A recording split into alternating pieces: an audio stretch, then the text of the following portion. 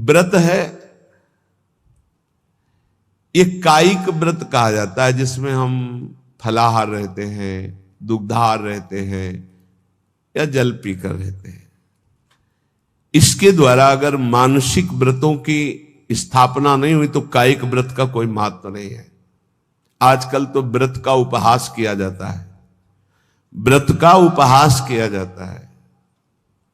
आप ऐसे ऐसे भोग सामग्रियां की जो प्रायः रोज नहीं पाई जाती, वो व्रत में पाई जाती है।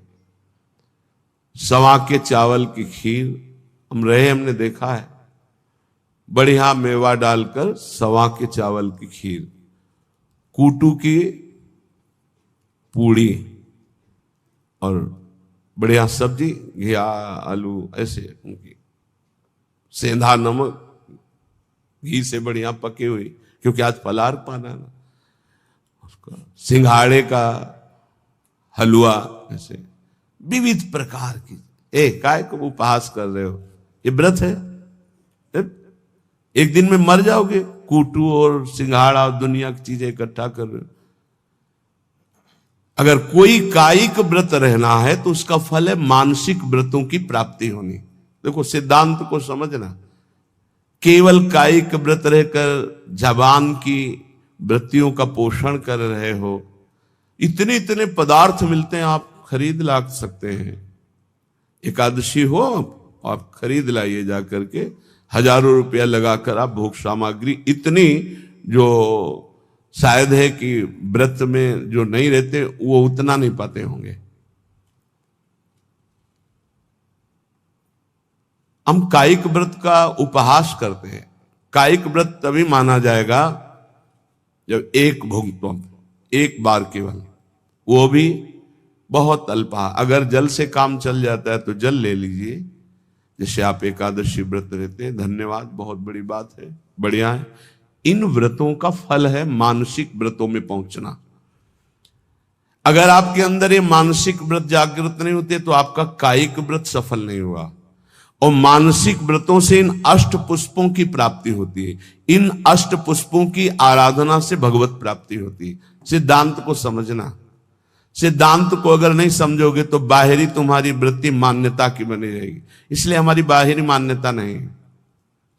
हम खास बात ये नहीं समझते कि आप बहुत विदेशी फूलों के बहुत, हमारा इस पे ज्यादा धन है तो उसका सदुपयोग हो रहा है, लेकिन इससे भगवत प्राप्ति नहीं होने वाली, ध्यान रखना। ये बिल्कुल सिद्धांत, इसीलिए हम उदासीन रहते थे। ये तो श्री जी की इच्छा ऐसा नहीं, हमारा उदासीन स्वभाव था। प्रायः ऐसा माना जाता था कि सन्यास मार्ग से आए इसलिए इनकी सेवा में रुचि नहीं। लेकिन आपको सच्ची कहते हैं, हमारी सेवा में भावात्मक रुचि थी, प्रगट में वस्तुएं नहीं। लेकिन हम जानते हैं गुरु कृपा से कि किन वस्तुओं से हमारी लाडली जो प्रसन्न होती है। ये मानसिक व्रत आने ही चाहिए कायिक व्रत से। अगर मानसिक व्रत नहीं आए तो कायिक व्रत का कोई महत्व नहीं रहा। इसीलिए साधन विविध सकाममति सब स्वार्थ सकल सबे जो अनीति, ज्ञान ध्यान व्रत कर्म जिते सब काहू में नहीं मोय प्रतीति। ये हमारा रस सिद्धांत है।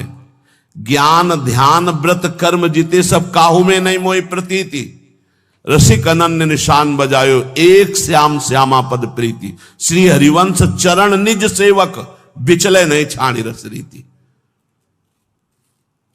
अहिंसा सत्यमस्तेयम ब्रह्मचर्यम मकल्कता एतानि मासान्याहुर व्रतानि हरितुष्टये।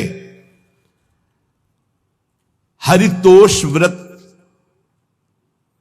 प्रायः इस शब्द को एकादशी से जोड़ा जाता है कि एकादशी हरितोष व्रत है, ऐसा भी माना ये, लेकिन कायिक व्रत है। यहां करें हरितुष्टये, बिल्कुल भगवान को प्रसन्न करने के लिए, जिसमें निश्चित प्रसन्न हो जाएंगे। कायिक व्रत का फल है मानसिक व्रत जागृत होना, मानसिक अहिंसा। वचन से शरीर से किसी को पीड़ा पहुंचाना ये तो बात दूर रही, मन से भी किसी को पीड़ा दंड देने की बात हम नहीं सोचेंगे। वाणी से तो बोलेंगे ही नहीं, ऐसी वाणी कभी नहीं बोलेंगे किसी को दुख लगे, शरीर से ऐसी कभी चेष्टा नहीं करेंगे किसी की हिंसा हो, किसी को दुख हो। मन से संकल्प प्राय सब लोग कर लेते हैं, भोगे गए नहीं। हमारा मानसिक व्रत खंडन हो जाएगा। ये बहुत बड़ा व्रत है, इससे भगवान की प्राप्ति होती है। अहिंसा परमो तपः, परम तपस्या है, परम व्रत है अहिंसा।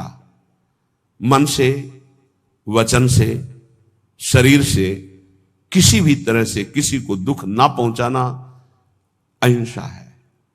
हमको कोई दुख पहुंचाता है, हम उसे सह लेते हैं। वो आगे आएगा इसी प्रसंग में। ये बहुत अमृतमय वचन है। यही नैष्ठिक ब्रह्मचर्य में इन्हीं की शिक्षा हुई थी, गुरुजनों से इन्हीं की शिक्षा हुई। इसीलिए बाहरी बातों पर हमारा ज्यादा महत्व नहीं रहा कि अमुक वस्तु प्रभु को भोग लगानी है, अमुक वस्तु प्रभु को देनी, इस पर ज्यादा ध्यान नहीं रहा। ध्यान रहा कि प्रभु की प्रसन्नता होती इन आंतरिक महान लक्षणों से। अगर ये लक्षण नहीं होंगे तो बाहरी, फिर तो बड़े बड़े सेठ लोग, धनी मानी लोग प्रभु को रिझा लेंगे ना, क्योंकि उनके पास बहुत सी भोग सामग्री है। लेकिन कभी कदापि ऐसा नहीं पाया गया। प्रभु को रिझाने के लिए यही पाया गया। पहला है मानसिक व्रत, अहिंसा। फिर दूसरा है सत्यम। सत्य कौन है? प्रभु सत्य है। भगवान को सत्य नारायण कहा गया, भगवान को सच्चिदानंद रूपाय, सच्चित आनंद रूपाय कहा गया। सत है प्रभु। यदि हम प्रभु का नाम जप कर रहे हैं, प्रभु के चरणों का आश्रय लिए हैं, तो हम सत का आश्रय लिए हैं, सत का जप कर रहे हैं। यदि संतों का संग करें तो सत संग कर रहे हैं। हमारे अंदर सत विचार हैं, हमारी सत क्रियाएं हैं, तो हमारी वाणी भी झूठ नहीं बोलनी चाहिए। सत भाषण है, सत संभाषण है, सत वार्ता है, वो सत है, वो सत्य है। ये मानसिक व्रत हैं। अगर ये व्रत नहीं है तो कायिक व्रत का कोई महत्व नहीं होगा, क्योंकि कायिक व्रत का, शारीरिक तप का फल है मानसिक में आना।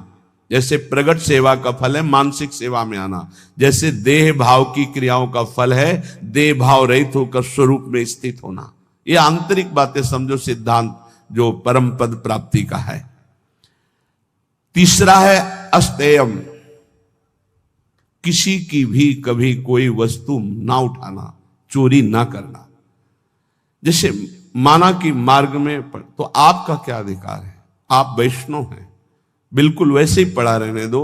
या आसपास कोई हो तो वो अपना उठा लेगा, कोई वहां से निकलेगा पूछेगा तो उसको मिल जाएगा। अगर हम उठा लिया तो हम दूर जा रहे हैं, अब वहां वो लौट के आएगा, वस्तु नहीं मिलेगी। आसपास पूछेगा तो वहां नहीं मिलेगा। हमारा कर्तव्य बनता है हम बिल्कुल उससे निरपेक्ष हो जाएं। अगर हमारी अपेक्षा बनती है तो आसपास जो दुकान है या कोई है तो उससे वहां, अगर कोई नहीं है तो आप वही छोड़ दीजिए। वो लौटेगा तो ले लेगा, नहीं जिसके भाग्य में होगा लेगा, हमारा अधिकार नहीं। पड़ी हुई वस्तु भी हम ना उठाएं। फिर दूसरे की चोरी करना तो हो ही नहीं सकता। चोरी कैसे कर सकता है वैष्णव होकर? अस्तेयम, ए